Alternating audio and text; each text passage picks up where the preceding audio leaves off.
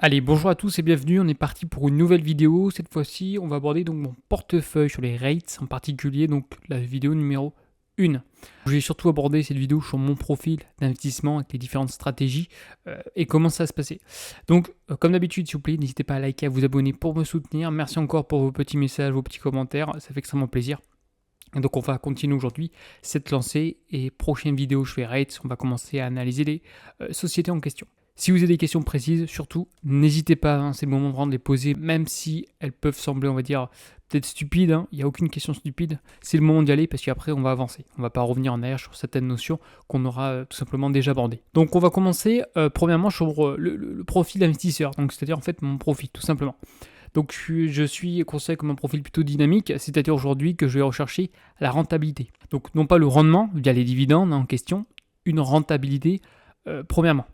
Notamment sur la croissance du portefeuille. L'objectif, c'est que ce portefeuille grossisse au cours du temps via aujourd'hui l'appréciation du cours de bourse des actions en question. Au niveau de la volatilité, peu d'importance à long terme. Honnêtement, que mon portefeuille perde un certain pourcentage, ça m'est égal important. Ce qui compte, c'est vraiment l'objectif long terme et la croissance notamment des rates en question. On va avoir aujourd'hui un portefeuille qui est 100% actions, lié notamment donc, à l'immobilier, notamment sur les rates. On va commencer par les rates, mais je marque immobilier. Pourquoi ? Parce qu'il y aura également des points d'entrée, par exemple, sur les actions liées à la promotion immobilière. En aucun cas, ce sont des rates, mais c'est des actions qui sont liées à l'immobilier. Aujourd'hui, elles souffrent énormément. Évidemment qu'il y aura un moment où elles vont tout simplement rebondir. Donc on attendra tout simplement ce moment pour, encore une fois, investir. On verra également en fonction de différents paramètres, mais ça peut être intéressant de se positionner à ce moment-là. En revanche, ça sera vraiment des actions liées à l'immobilier. En aucun cas aujourd'hui, on aura par exemple du Nvidia dans le portefeuille en question. C'est vraiment un portefeuille lié justement à l'immobilier, notamment aujourd'hui pour faire face à différents types d'investissements que vous pourrez rencontrer sur Internet, comme du crowdfunding immobilier, comme des SCPI. Aujourd'hui, comme je vous ai réalisé plusieurs vidéos, il y a également un autre youtubeur qui fait vraiment des vidéos assez pertinentes, je mettrai tout simplement en insertion, n'hésitez pas à aller voir sa chaîne. Je ne vais pas refaire des vidéos sur ce qui a été très très bien mentionné au préalable. Donc pour vous mentionner que voilà, pour moi l'investissement immobilier, si ce n'est pas en direct, la deuxième méthode c'est aujourd'hui via les rates. Les SCPI pour moi, voilà, la personne en question, je vous dis, a déjà fait l'ensemble des vidéos, mais d'un point de vue fiscal, d'un point de vue rendement, d'un point de vue rentabilité, ça me semble moins intéressant que des rates. Autre point également, risque de chute notamment du portefeuille à plus de 50%, tout à fait, on est, je vous rappelle, sur des titres financiers, donc liés à la bourse. Donc aujourd'hui, une chute de 50% peut très bien arriver, ce qui arrive également en 2008-2009, notamment à la crise des subprimes. Ça peut très bien arriver encore une deuxième fois, une troisième fois, mais l'objectif c'est souvent du long terme. Il y a peut-être une chute de 50%, mais au cours du temps, ça a bien rebondi. On continue donc à un horizon notamment d'investissement qui est de très long terme. On n'est pas sur 5 ans, on n'est pas sur 10 ans, on est entre 20 à 30 ans. C'est mon objectif. Première phase, c'est une phase de croissance du portefeuille, comme je viens de vous mentionner. L'objectif, c'est pas le rendement, mais c'est la rentabilité, c'est-à-dire l'appréciation du cours de bourse. J'ai des actions aujourd'hui, je ne sais pas, exemple, que je paye 10 euros, mais peut-être dans 20-30 ans, le prix sera peut-être de 90 euros. Voilà, c'est ça l'objectif. La deuxième phase, ça serait une phase notamment de rente de retraite. Lorsqu'on arrivera à cette fameuse date dans 20-30 ans, l'objectif c'est de le passer sur des actions à fort dividende, notamment liées à l'immobilier. Aujourd'hui, les rates moyennes, on est entre 4 à 5%. Au niveau de l'apport, donc je vais avoir un apport régulier qui a environ donc 200 euros par mois, du moins à ce jour. On verra également en fonction, premièrement, de mon profil. Je peux très bien évoluer au cours de ma carrière, donc peut-être que ça va fortement augmenter, qui sait. Également au niveau de la chaîne YouTube, peut-être qu'il y aura des revenus qui risquent d'être un peu plus importants. En aucun cas ma chaîne me rapporte 200 euros par mois, qu'on soit très clair, ma chaîne me rapporte absolument pas ce montant-là. Là ça sort pleinement de ma poche, qu'on soit bien d'accord. Au niveau de l'augmentation, je vais faire également un apport de 2 à 3% chaque année de plus pour faire face notamment à l'inflation. C'est un paramètre que généralement bon nombre d'investisseurs oublient, mais voilà, on va pallier donc chaque année à peu près, je vais faire 2 à 3% de plus. Et si nécessaire, si vraiment l'inflation augmente de manière plus importante, à 5-6, on va suivre l'inflation. Alors aujourd'hui, on va calculer donc les intérêts composés. Donc rien de très difficile, vous marquez sur Internet, donc simulation, calcul, intérêts composés. Ça nécessite, vous prenez le premier. Donc placement initial, moi j'ai 500 euros, comme vous allez voir sur la vidéo. J'ai un versement aujourd'hui qui est d'environ 200 euros, c'est l'objectif, 200 euros par mois, peut-être que ce sera plus au cours du temps, on verra ça prochainement. Au niveau du taux d'intérêt, c'est-à-dire le rendement chaque année, la rentabilité chaque année, j'aimerais bien arriver à 7%, on va voir, peut-être qu'on fera plus, peut-être qu'on fera moins. Le calcul, donc, c'est une fois par an. L'horizon, nombre d'années, on va calculer, ça sera donc d'une part, on va dire sur 25 ans ou 30 ans. Partons, on va dire, sur 30 ans hein, pour une bonne retraite un peu plus tard. Hop. On arrive donc à 237 dollars environ, donc quasiment donc 240. Il ne faut pas oublier également la fiscalité à prendre en compte, à soustraire également. Bon, on va arriver, je vous dis à peu près donc aux alentours de, allez, un peu plus de 100 000 dollars. L'objectif par la suite, ça sera de le transformer en dividende. Ce montant-là, on le mettra en dividende, comme ça chaque année on aura une rente. Donc deux options pour également continuer à développer son patrimoine. Soit on va augmenter aujourd'hui les versements. Donc tout de suite, on arrive à des montants qui sont relativement importants. Soit on va augmenter la performance. 7%, c'est déjà pas mal, je pense, pour des rates. Même si on fait, on va dire, du 8, et les meilleurs font 9. Voilà, on va arriver à 700 000. Donc ça peut aller très vite. Bon, encore une fois, c'est théorique. Hein. Dans la pratique, c'est un peu plus complexe que ça, je ne vais pas vous mentir. Parce que les 8%, c'est pas chaque année 8%. Hein. Il y a des hauts, il y a des bas, il y a des hauts, il y a des bas. Il faut continuer aujourd'hui à rester focus sur les entreprises. Et puis on va faire du stock picking. En aucun cas, c'est un ETF. Comme aujourd'hui on a sur le SP500, donc c'est un peu plus complexe. Et puis là vraiment c'est que sur des rates, donc n'oubliez pas également de vous diversifier. Alors au niveau des besoins en liquidité, donc des liquidités en tout cas très faibles, j'investis notamment l'épargne dont je n'ai pas besoin aujourd'hui pour mes dépenses quotidiennes. Ça retenez-le, c'est hyper important. Ce que je mets en bourse, techniquement je peux le perdre, je ne vais pas me retrouver dans la rue. Hein, ok. Donc n'oubliez pas ce que vous mettez en bourse, hein, comme d'habitude, comme tout risque d'investissement, on peut tout perdre. En aucun cas, encore une fois, ce que je vais lancer sont des conseils en investissement. Autre point, donc je suis déjà très diversifié. Comme je vous l'ai mentionné, là c'est un portefeuille notamment lié à l'immobilier. Donc n'oubliez pas de vous diversifier. L'objectif c'est d'avoir un peu de valeur tech, un peu de SP500, un peu des investissements en Europe, un peu de santé, être diversifié.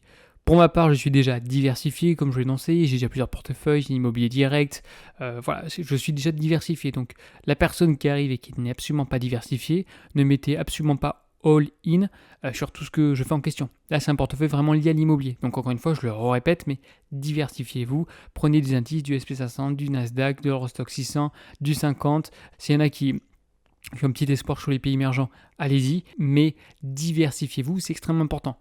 Hein, tout simplement, hop, la petite image que je trouvais justement sympa. L'objectif, voilà, vous êtes ici, essayez de planter justement plusieurs arbres avec leurs avantages, leurs inconvénients. Donc, on peut dire que les rates en question sur le portefeuille, ça va être celui-ci. N'oubliez pas également de vous diversifier via différents indices. Et ça, c'est pourquoi pas votre résidence principale, votre RP. Voilà, diversifiez-vous, c'est hyper important.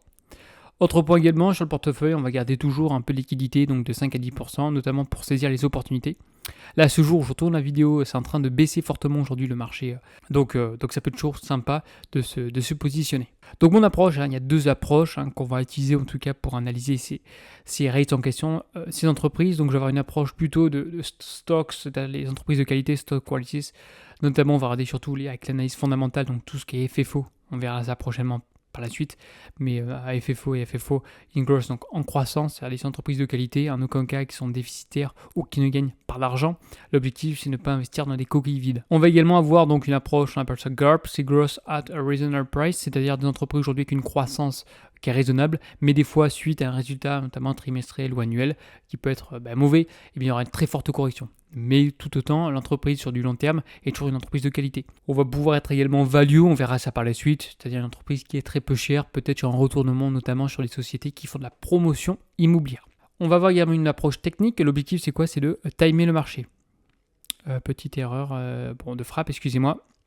Donc c'est le timing au niveau des entrées, c'est-à-dire qu'aujourd'hui on va avoir des chandeliers japonais comme celui-ci, et avec différents paramètres, indicateurs, j'ai envie de vous dire, on va pouvoir timer un petit peu le marché au niveau des entrées. Je vais utiliser notamment des moyennes mobiles, en tout cas c'est ce que j'aime bien, le RSI, également les chandeliers japonais, c'est ce que vous voyez juste ici, c'est les chandeliers japonais. De toute manière, je vais tout vous expliquer de A à Z, parce que je sais que la moyenne d'âge, entre guillemets, de ma chaîne YouTube, je peux dire elle est très âgée, hein, non loin de là, mais je sais que c'est pas des boursicoteurs comme la nouvelle génération, à de crypto-monnaies à droite à gauche. Il y a souvent aujourd'hui donc la petite battle également entre l'approche fondamentale et l'approche technique.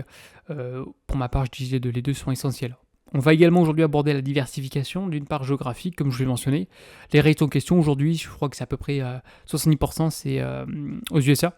Donc on va se concentrer principalement au début sur notamment les États-Unis. Pourquoi? Parce qu'on va voir également aujourd'hui donc le dollar, qui est une monnaie quand même assez puissante, qui est plus puissante que l'euro.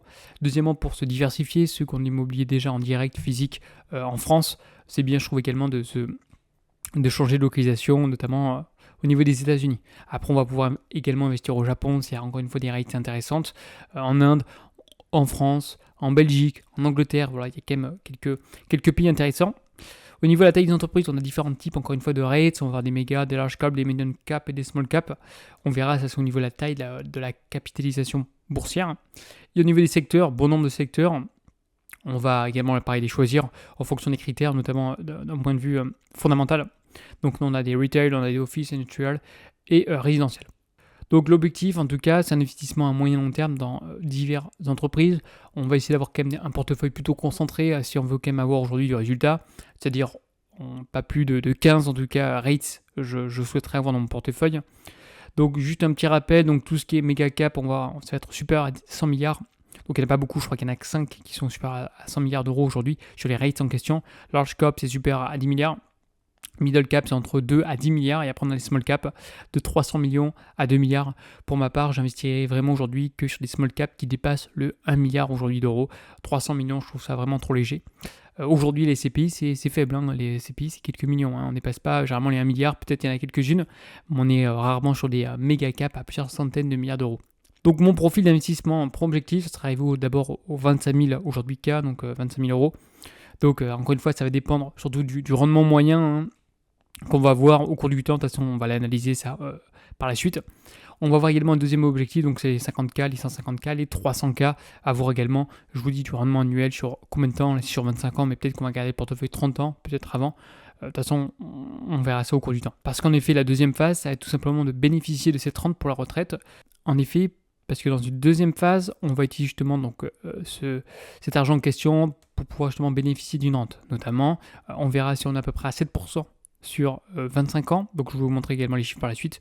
On va arriver environ à 240K et ces 240 000 euros sur diverses entreprises diversifiées, mais cette fois-ci sur du rendement, sur du dividende à environ 5% par an, on va arriver à peu près à 1 000 euros par mois. Alors évidemment qu'on est sur un CTO, donc à ce jour, si la fiscalité ne change pas, deux options, soit on a la flat tax, donc le PFU, soit on va choisir notamment l'abattement que je vous ai déjà abordé dans une vidéo, donc ça va dépendre également de notre TMI. Donc là, c'est un CTO, vous pouvez très bien faire ça sur une assurance vie ou sur un PER si vous le souhaitez. Pour ma part, je choisis un CTO, pourquoi ? Parce qu'il y a davantage de rates, c'est assez diversifié. Au niveau des objectifs, premièrement, cette aventure, avant tout, c'est partager notamment mes connaissances, également vos connaissances. C'est bien, il y a beaucoup de monde qui partage dans les commentaires, en général, ce sont des commentaires assez pertinents, donc merci à tous de participer.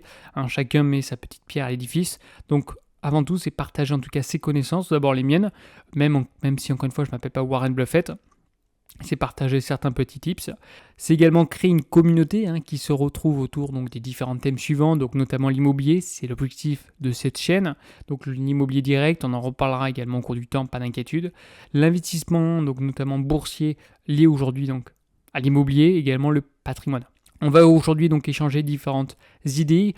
L'objectif, c'est de permettre à chacun de devenir un meilleur investisseur, que ce soit en bourse, donc via notamment les rates, et sur de l'immobilier en direct. Au niveau de mes outils, premièrement, je vais utiliser donc Interactive Broker.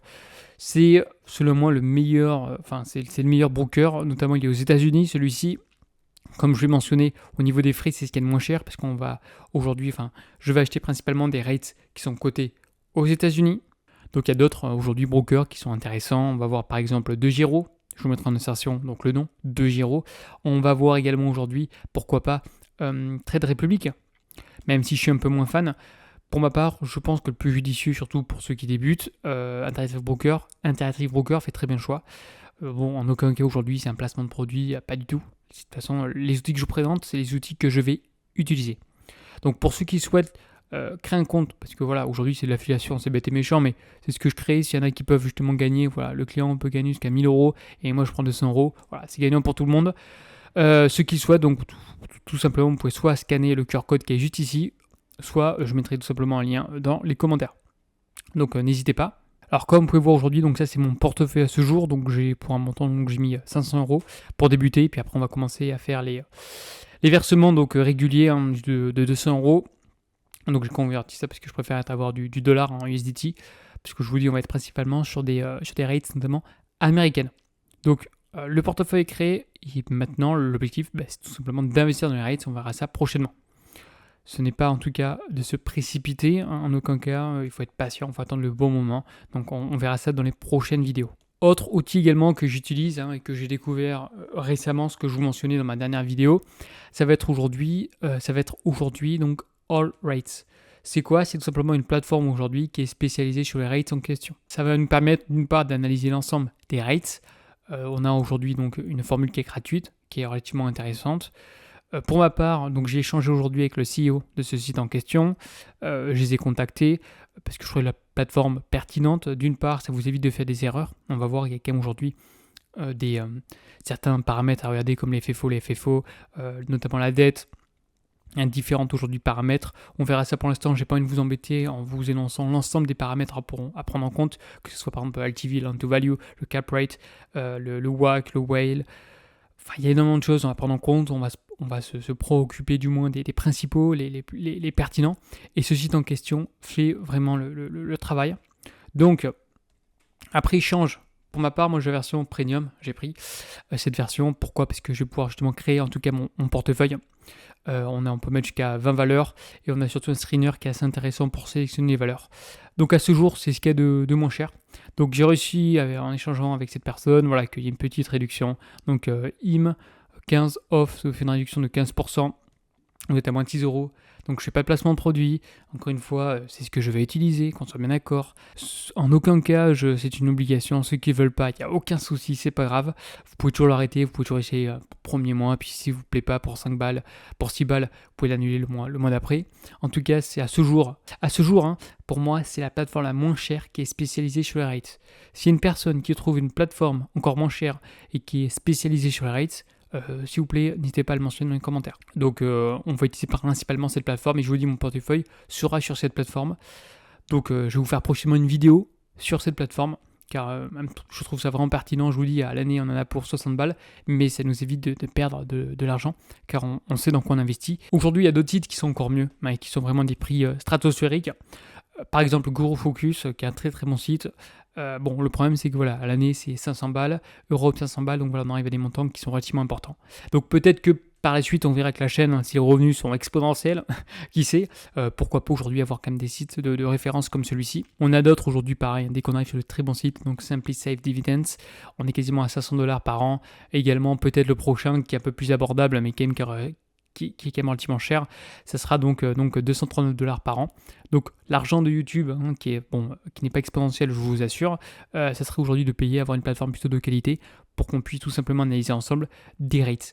Donc c'est l'objectif, l'argent que je gère sur YouTube, je le réinvestis, qu'on soit très clair. C'est plus par passion que je fais ça. La vidéo touche à sa fin. Merci encore pour vos commentaires, également pour vos likes, ça m'aide énormément, notamment pour développer cette chaîne. Vous avez vu à peu près la stratégie que je souhaite aborder. Si y en a qui ont des questions, n'hésitez pas dans les commentaires. Et je vous dis à une prochaine vidéo. Allez, bye bye.